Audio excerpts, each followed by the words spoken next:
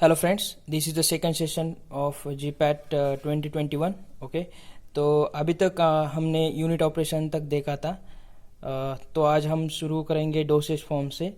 तो आपको सभी को पता है कि डोसेज फॉर्म कौन से होते हैं, just like solid dosage form, liquid dosage form and semi solid dosage form. तो हम लिक्विड डोसेज फॉर्म से शुरुआत करते हैं। तो जीपैट में लिक्विड डोसेज फॉर्म से किस टाइप पे क्वेश्चन आते हैं? तो देखिए, in liquid dosage forms we use a different type of additives, okay, to formulate the formulation, such as vehicles, stabilizer, preservative, suspending agents, emulsifying agents, solubilizer, colors and flavors। इसके example GPAT में पूछ सकते हैं। तो इसके example 2 और 3 example आप means करके रखिए। ओके, उसके बाद आता है semi solid dosage forms. Semi solid dosage forms ऐसे डोसेज फॉर्म होते हैं कि जो हम स्किन के ऊपर लगाते हैं, जैसे कि ऑइंटमेंट से, पेंट से, ओके, जेल से।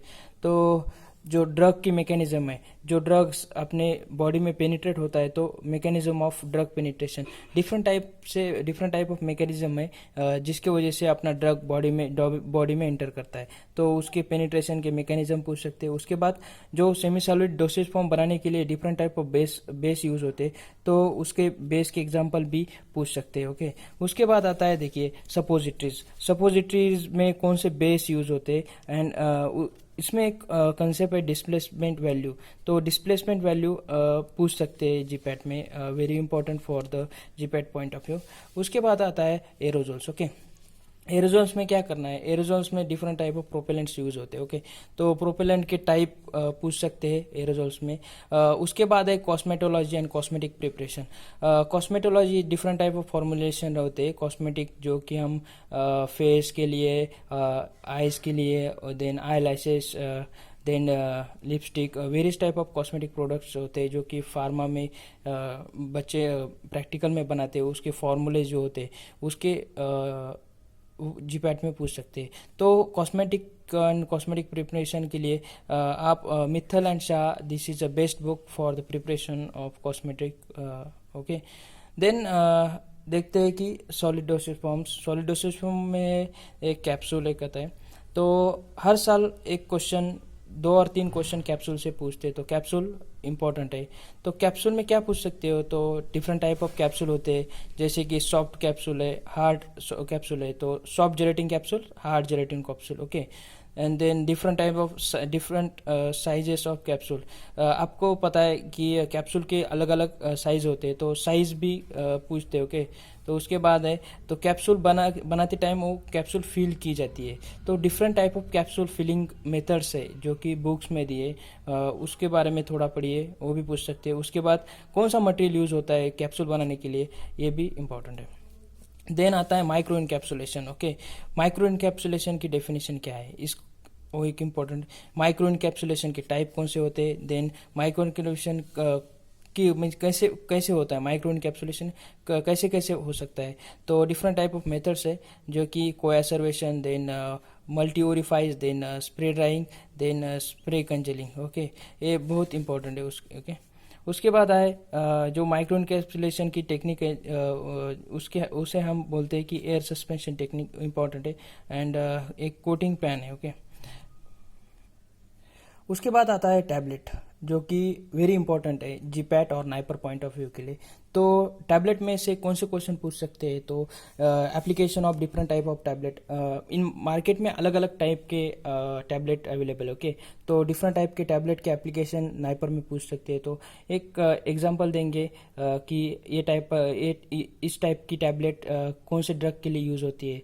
ओके, तो आप उसके बारे में पढ़िए। उसके बाद टैबलेट का फॉर्मुलेशन इंपॉर्टेंट है। उसके बाद टैबलेट बनाने के पहले टैबलेट के ग्रैन्यूल्स बनते हैं, उसके बाद उसके कॉम्प्रेस करके टैबलेट बनती है। ओके, तो डिफरेंट टाइप ऑफ ग्रैनुलेशन है। तो ग्रैनुलेशन कैसा करने का, ये भी इंपॉर्टेंट है। तो ग्रैनुलेशन के मेथड्स जो कि इंपॉर्टेंट है। उसके बाद है जो कि टैबलेट कॉम्प्रेस करने के लिए मशीन यूज होती है। तो different type of tablet compression machinery. Okay, ये एक इंपॉर्टेंट है। उसके बाद टैबलेट बनने के बाद उसका इवोल्यूशन बहुत जरूरी है कि ये टैबलेट टैबलेट कैसी है, उसके बाद उसके डिफेक्ट्स जानने जरूर है। तो इवैल्यूएशन में हम टैबलेट के डिफेक्ट्स और सब कुछ देखते हैं, तो इवैल्यूएशन ऑफ टैबलेट भी इंपॉर्टेंट है।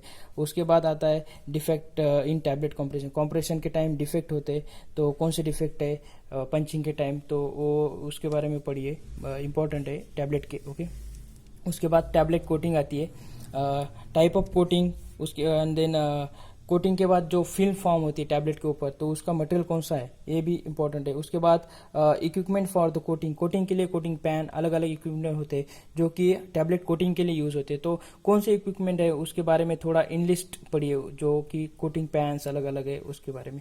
उसके बाद कोटिंग कैसी होती है, उसकी प्रोसेस, और डिफेक्ट इन कोटिंग जो इम्पोर्टेंट है। ये जो defect in coating A and defect in tablet compression, उसके बारे में उसके एक और दो क्वेश्चन हर साल आते हैं जीपैट में। उसके बाद आता है parental products. Okay, parental products में आता है जो कि आप यूज़ करते हैं, इंजेक्शंस, देन सलाइंस। उसके बाद उसमें क्या पढ़ना है, रूट ऑफ एडमिनिस्ट्रेशन। आपको पता है कि इंजेक्शंस हम बॉडी में लेते हैं तो डिफरेंट रूट से लेते हैं, अलग अलग जगह पे आपको इंजेक्शन मिलता है, तो कौन से रूट है पेरेंटल प्रोडक्ट के। तो okay, then water for injection, then sterile water for injection जो कि इम्पोर्टेंट है। उसके बाद आता है आइसोटोनिसिटी, आइसोटोनिसिटी की जो कि आपके इंजेक्शन में मेंटेन की जाती है। आइसोटोनिसिटी क्या है उसके बारे में थोड़ा पढ़िए। उसके बाद आता है source of contamination and method of prevention. जो पेरेंटल प्रोडक्ट होते हैं कि उसमें कंटेमिनेशन ज़्यादा नहीं चाहिए, और नहीं चाहिए मीन्स प्योर पेरेंटल प्रोडक्ट चाहिए। ओके, क्योंकि ये डायरेक्टली बॉडी में एंटर करता है विदाउट एनी एब्जॉर्प्शन। ओके, तो पेरेंटल प्रोडक्ट के जो कंटेमिनेशन है उसके बारे में। उसके बाद है laminar air flow. Okay, laminar air flow में क्या है, जब वायल्स फिल होते हैं ना, तो लैमिनार एयर फ्लो का एक चेंबर होता है, उसमें वो जो फिलिंग की जाती है, जिसकी वजह से हम कंटेमिनेशन को प्रिवेंट करते हैं। ओके, ये हो गया पेरेंटल प्रोडक्ट्स का। ओके, उसके बाद आता है डिजाइनिंग ऑफ डोसेज फॉर्म। ये डोसेज फॉर्म है। डोसेज फॉर्म मीन्स कैसे कि जब टैबलेट, कैप्सूल, जो सस्पेंशन, इमल्शन, ये different type of dosage form है। ओके, तो इसको डिज़ाइन कैसे करने का, तो उसकी स्टडी की जाती है डिज़ाइन के बारे में। तो उसे क्या बोलते हैं हम प्री फॉर्मुलेशन स्टडी, जो कि बहुत इंपॉर्टेंट है, जो कि लैकमेन में दी है। ओके, उसके बाद आता है study of physical property of drug, like physical property and chemical property of drug API की फिजिकल एंड केमिकल प्रॉपर्टी बहुत इंपॉर्टेंट है। तो उसके बारे में क्या पढ़ना है, अलग अलग ड्रग का फिजिकल फॉर्म, पार्टिकल साइज, उसकी शेप, देन उसकी density, dielectric constant, solubility and dissolution. Okay, तो डिसोल्यूशन में आपको पता है दो टाइप के डिसोल्यूशन, टाइप 1, टाइप 2, अलग अलग डिसोल्यूशन के एपरेटस है। डिसोल्यूशन के एपरेटस दो ही नहीं और है, तो वो जो इम्पोर्टेंट है टाइप, ये मैंने लिखा है टाइप 1 एंड टाइप 2, आपको लैकमेन में सब मिल जाएंगे। ओके, उसके बाद आता है chemical properties of the drugs. जब ड्रग बॉडी में एंटर होता है तो उसका क्या होता है, तो ड्रग में भी हाइड्रोलाइसिस, अंडरगो हाइड्रोलिसिस, और में अंडरगो द ऑक्सीडेशन, और इट में भी अंडरगो द रिडक्शन और रेसिमाइजेशन और पॉलीमराइजेशन। ये जो ड्रग है, depending on the structure of API, it undergo various type of chemical reaction. तो अलग अलग hydrolysis, oxidation, reduction, racemization and polymerization, ये अलग अलग रूट्स है, उसकी वजह से ड्रग अपना मेटाबोलाइज होता है और बाद में अपने बॉडी में एंटर करता है। Okay, then ICS guidelines for the stability testing of the formulation, जो कि जीपैट एंड नाइपर में आईसीएस गाइडलाइंस पूछते हैं। तो स्टेबिलिटी टेस्टिंग की एक आईसीएस गाइडलाइन है, वो भी इम्पोर्टेंट है।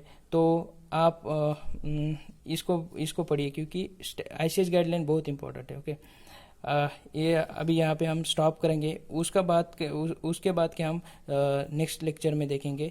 तो अभी तक के लिए इतना ही। तो thank you for watching, we will meet in next lecture. Thank you so much.